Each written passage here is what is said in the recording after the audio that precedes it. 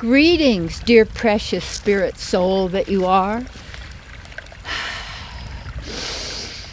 Breathe into your heart, out through your mouth. Into your heart, out through your mouth. Get centered in your heart. Be right where you are. My topic, exorcise yourself. Now, exercise, E-R, or exorcise, O-R, when you exercise something, X-E-R, you are using it. You're exercising it. You're using it. They might say, you go to the gym to exercise. What's that mean? To move your body, to tense your body, to do these different things with your body.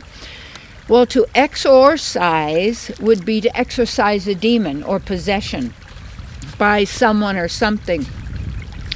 What I notice is we are possessed by what we possess. And to exorcise yourself, you have to let go of your possessions.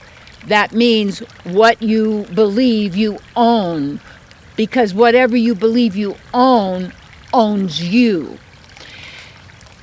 And if we look at real owning, you've got to own yourself. And when you own yourself, it's you start fresh in every moment. Every moment is a fresh beginning. And the more we're possessed by our possession of people, the more difficult our relationships, because they're full of expectations of how they're supposed to behave, so that I know they love me and they're never going to leave me, and on and on and on. So when people want to have a loving, supportive relationship with another,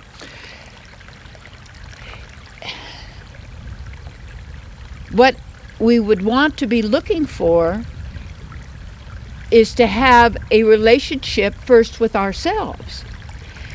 And the more we're possessed by our possessions, our things, our past, anything you're identifying with other than who you really are, free of all veils, free of all materialism, free of all ignorance, mind programming, however that may be, to be who you really are in the moment, this now, is to have the only possession you have is yourself, your relationship with your beloved, the divine, our source, our partner, best friend, that we are all part of, and yes, each an individual. I am a personalist. If you want to know an impersonalist from a personalist includes impersonalism, such as love and the law. Love is a personal experience. Love comes from a living entity, because our nature is love, absolute love. You're the absolute, part of the absolute. And whatever you are and whoever you are part of, that's what your fabric is. That is who and what you're made of. And the wonderful news is that you are always now, and will always be, and always have been, because we think we have a past and all of this kind of thing. It's always you with your beloved and each other. So when we get possessed by our possessions, that means we're always emotionalizing what's going on with our stuff. And then we believe that our stuff is going to protect us, it's going to save us. And we get possessed by thoughts and ideas and beliefs. They take us over.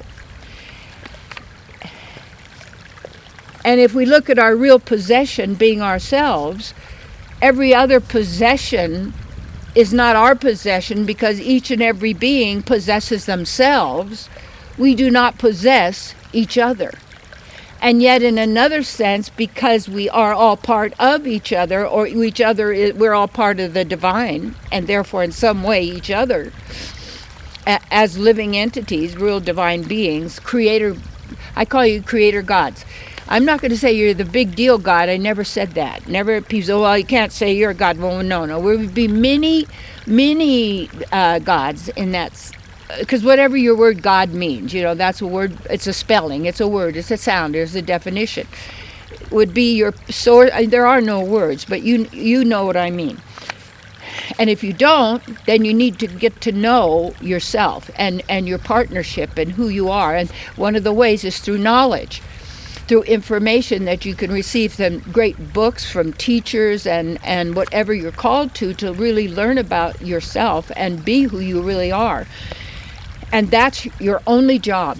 Your only job is to be who you are. And that's how I call be you to the full, be beautiful. So if you want to exorcise yourself, and the exercise of exorcising yourself is to free yourself of being possessed by anyone or anything, and yet you are not owned by the divine, because we are part of the divine, or you own the divine and the divine owns you, see, because we are one and the same and different. Remember that too, also. So start to look at who and what is possessing you. Who and what are you giving your power to? Who and what are you believing? What idea has possessed you? What concept has possessed you? Okay? And whatever is possessing, you are possessing. Like it's like on a team. Life is not a game, so don't be playing that. You think that's a game? You are game. You are life. You're not a game, and it's playing the game of winner and loser. We've done that before. We'll talk about it later, but you get beyond that, and when you notice and start looking at, write it down. What are you possessed by? And that means controlled by and directed by. And then as you start letting all of this go, to realize you are the one possessing that. Possess yourself and your partnership and beloved with the divine, and then you are living the mystic path. You are already there. You're acknowledging and activating and being resourced from your soul, from yourself, eternally.